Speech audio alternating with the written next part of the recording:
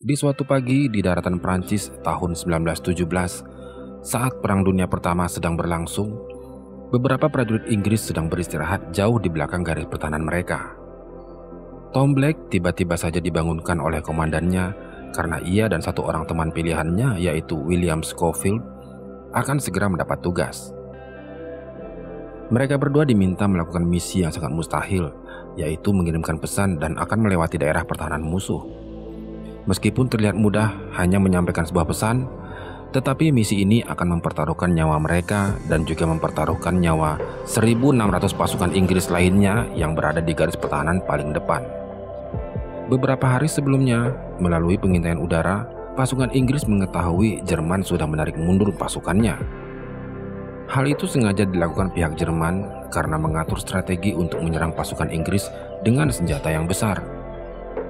Berita ini sangat sulit untuk disampaikan kepada pimpinan pasukan Inggris karena terputusnya kabel telepon yang diduga dilakukan oleh pihak Jerman. Untuk itu, Black dan Will diperintahkan oleh Jenderal Edward Moore membawa pesan kepada Kolonel Mackenzie selaku komandan batalion yang saat itu ada di garis pertahanan paling depan agar membatalkan serangan kepada pihak Jerman yang rencananya akan dilakukan besok pagi. Pesan ini harus sampai dengan cepat karena akan membahayakan 1.600 anggota pasukan, di mana kakak dari Tom Black yaitu Letnan Joseph Blake juga berada di sana. Berbekal informasi mengenai jalur pintasan dari seorang sersan, kedua kopral muda ini pun berangkat dengan sangat hati-hati melewati area peperangan dan teritorial musuh.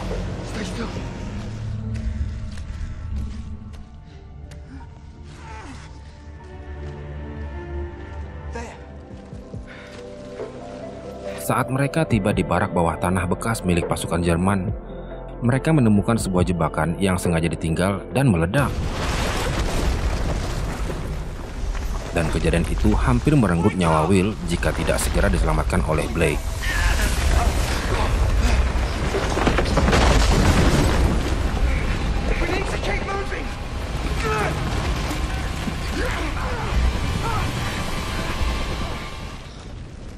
Mereka segera meninggalkan tempat itu dan melanjutkan perjalanan hingga akhirnya tibalah mereka di sebuah lahan pertanian di mana di sana terdapat sebuah rumah yang ditinggalkan oleh pemiliknya.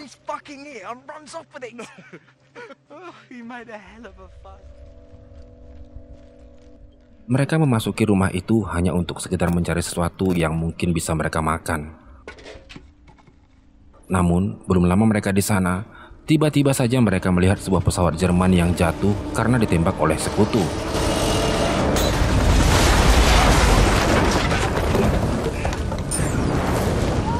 Pesawat itu jatuh tepat ke arah mereka, dan melihat bahwa pilot Jerman tersebut masih hidup, mereka berdua pun berniat untuk menolongnya.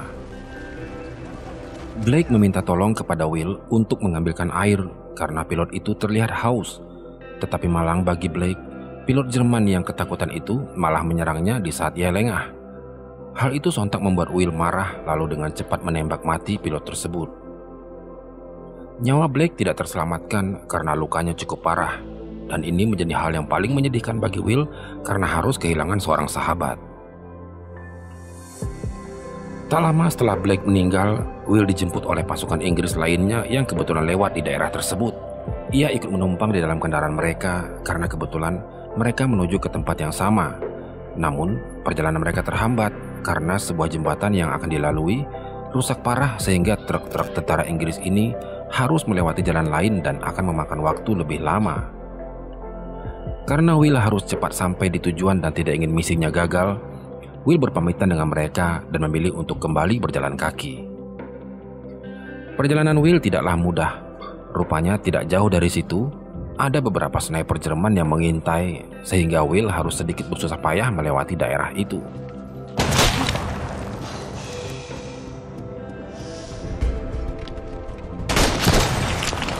Bukannya menghindar dari seorang sniper, Will malah mencari dan mendekati tempat persembunyian sniper tersebut.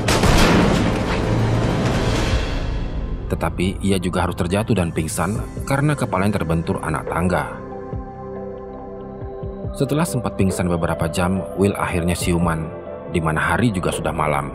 Will kembali ingat pada misinya dan langsung melanjutkan perjalanan. Will kembali harus direpotkan dengan beberapa tembakan dari sniper lainnya Sehingga untuk mengamankan diri, dia pun masuk ke sebuah celah dinding untuk bersembunyi. Di balik dinding tersebut, rupanya mengarahkan Will ke sebuah ruangan, dan di sana ia bertemu dengan seorang perempuan Prancis yang ketakutan. Will bisa menenangkannya, dan perempuan itu pun tidak segan untuk membersihkan luka di belakang kepala Will. Will tidak mau berlama-lama di tempat itu. Ia pun segera berpamitan dan memberikan semua perbekalan miliknya kepada perempuan itu, yang juga ternyata harus merawat seorang bayi karena ditinggal mati oleh orang tuanya akibat perang. Kini Will harus kembali direpotkan dengan para sniper yang masih mengincarnya. Mereka menembaki dan terus memburunya, sementara Will terus berlari hingga akhirnya ia pun terpojok dan tidak ada pilihan lain selain terjun ke dalam sungai. Tubuhnya terombang-ambing di air. Ia memanfaatkan sebuah batang kayu agar tidak tenggelam dan mengikuti arus sungai. Dan akhirnya ia terdampar di tempat yang berdekatan dengan hutan. Hari sudah pagi, dan Will segera naik dari permukaan air lalu masuk ke dalam hutan. Di sana ia tanpa sengaja menemukan sejumlah pasukan Inggris yang ternyata dari batalion kedua Resimen Devonshire atau batalion yang memang sedang ia sari saat ini. Para pasukan ini ternyata sedang berkumpul untuk menenangkan diri sejenak karena sebentar lagi mereka akan berangkat untuk melakukan penyerangan kepada pihak Jerman. Will mengikuti mereka dan berusaha berjalan lebih cepat supaya bisa segera bertemu dengan Kolonel Mackenzie. Tetapi untuk bisa sampai ke tempat Kolonel Mackenzie, ia harus melewati parit-parit yang sangat ramai dengan para pasukan ini. Sangat sulit baginya untuk bisa berjalan dengan cepat akibat berdesak-desakan, dan ia juga belum pernah melihat sosok si kolonel itu sendiri. Sehingga ia juga harus sambil bertanya kepada mereka di mana tepatnya posisi Kolonel Mackenzie berada saat ini. Sadar akan kesulitan tersebut, Will memberanikan diri untuk melintasi medan perang terbuka demi menemui Kolonel Mackenzie tepat waktu.